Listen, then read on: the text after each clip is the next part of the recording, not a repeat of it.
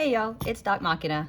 Today I'm going to do a review on this little pocket pick you can get from most sporting goods stores. I got this a while back as I think like a Christmas gift or something.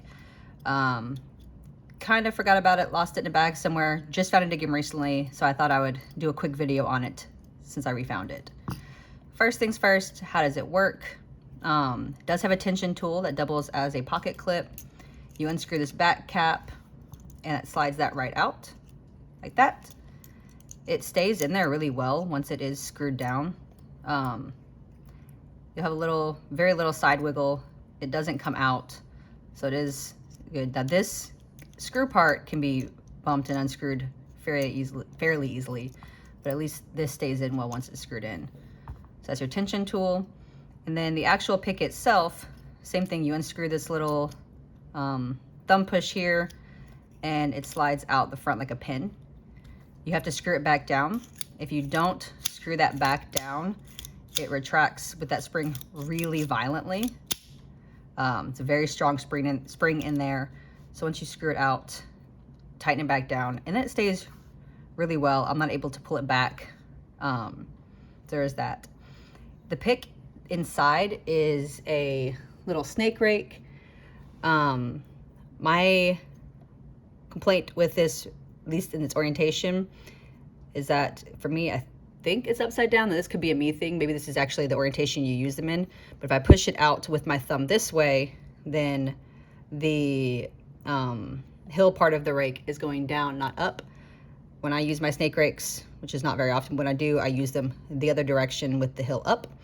So I think this, I'd have to roll this over my hand and use it this way, unless you push out with your pointer finger, but I would have more strength with my thumb, so I would usually use it.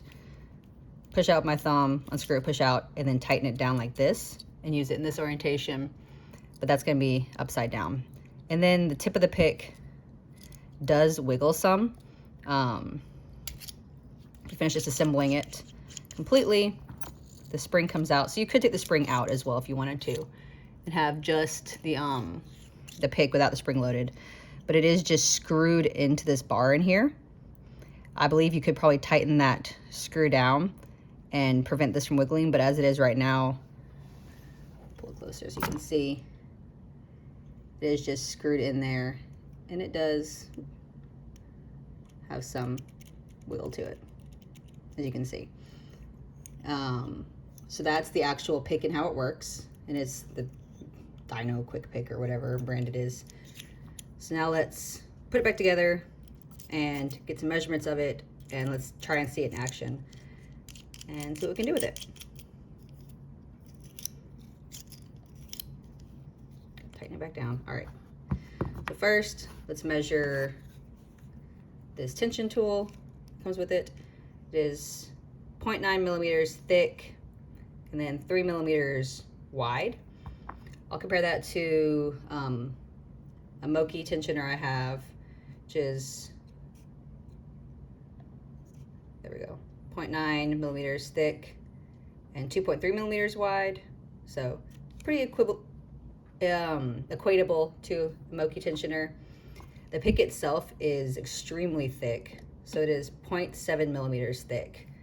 I compare that to this Moki tool. It's a starter kit that I have. This is a 20,000th of an inch thick tension tool, pick, which is 0.4 millimeters. So this is 0.4 millimeters. This one's 0.7. So it's a huge difference. Put that back down.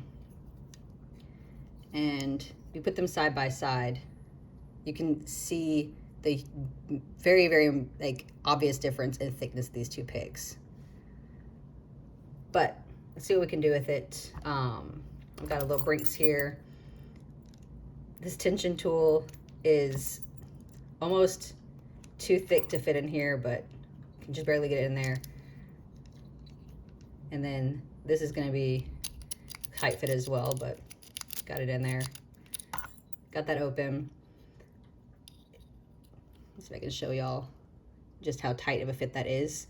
Just so you can see the keyway and the pick itself, it is almost too thick for us. This pick and tension set is not going to work on any keyway that is smaller than this Brinks keyway. So you're really going to need a wide open keyway on a block that is rakeable, like this one. So able to get this Brinks open without too much trouble, but anything smaller than this is going to stick, and that was kind of hard to pull that tensioner out. It's a little master lock, a little number 3. Again, it fits, but just barely. I don't even know if the snake rake will open this one. Let's see. There we go. Also can open this, but it is a tight fit, as you can see. Let's get that out first. There we go. So